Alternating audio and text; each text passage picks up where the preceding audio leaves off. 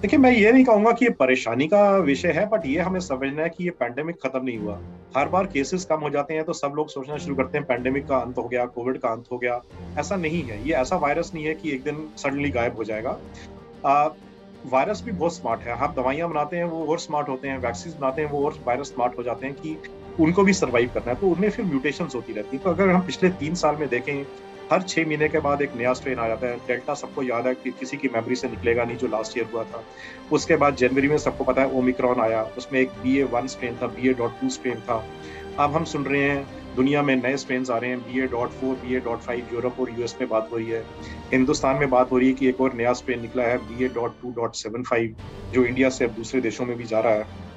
तो ये क्या है, ये नाम सब क्या है? ये बेसिकली म्यूटेशंस होती हैं वायरस में, जिससे वायरस की पावर ऑफ ट्रांसमिशन, मतलब एक आदमी से इन्फेक्शन दूसरे में करना, वो ज्यादा एफिशिएंट हो जाता है। ज्यादा आसानी से वो एक इंसान से दूसरे इंसान में इन्फेक्शन कॉज कर सकता है। दूसरा दूसरा ये होता है कि जब आपको प्रोटेक्शन मिली हुई है वैक्सीन से, आपने वैक्सीन ली हुई है, आपको पहले कोविड हो चुका है, तो आपकी बॉडी में प्रोटेक्टिव एंटीबॉडीज बन चुके हैं।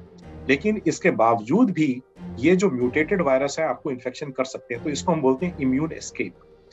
तीसरा है कि क्या म्यूटेशन से वायरस ज्यादा सीरियस या ज्यादा सिवियर डिजीज कॉज कर सकता है कि? तो ये खासकर अगर हम पिछले साल में देखें या 6 महीने में देखें, ओमिक्रॉन जब से आया है, तो एटलीस्ट सबसे अच्छी बात ये हुई है कि चाहे वायरस ज्यादा इन्फेक्शियस हो गया है, ज्यादा ट्रांसमिशन होती है, ज्यादा लोगों को इन्फेक्ट करता है, और चाहे आपको इम्यूनिटी मिली हुई है कि नहीं वैक्सीन से या बीमारी से, फिर भी इन्फेक्ट करता है, लेकिन वो आगे से ज्यादा सीवियर नहीं, इनफैक्ट माइल्ड हुआ है। आप डेल्टा के टाइम देखें तो कितने लोग ICU में थे, कितने लोग वेंटिलेटर्स पे, कितनी मौतें हुई हैं, वो चीजें अब नहीं सुनने को मिलती हैं।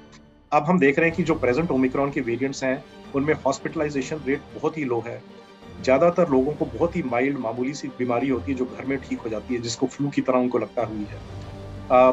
डेथ्स तो बहुत ही कम हो गई हैं, और हुई भी है तो बहुत एल्डरली लोगों में होती है। तो ये सब चीजें क्यों हो रही हैं? क्योंकि एक तो म्यूटेशन से वायरस माइल्ड हो रहा है, दूसरा सबसे इंपॉर्टेंट है क्योंकि ज्यादातर पॉपुलेशन अब वर्ल्ड की, इंडिया की, सब दूसरे एरियाज की वैक्सीनेटेड हो गई है, वैक्सीनेशन मिल चुकी है।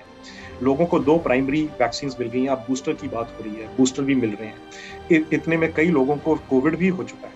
तो इस सब से आपकी बॉडी की इम्यूनिटी एटलीस्ट इतनी बन गई है कि सीवियर इन्फेक्शन, सीरियस इन्फेक्शन नहीं होगी, वो प्रिवेंट हो रही है। तो वैक्सीन चाहे इन्फेक्शन होने से आपको ना प्रिवेंट करे, लेकिन सीवियर इन्फेक्शन, क्रिटिकल इलनेस और डेथ और हॉस्पिटलाइजेशन से जरूर प्रिवेंट कर रही है।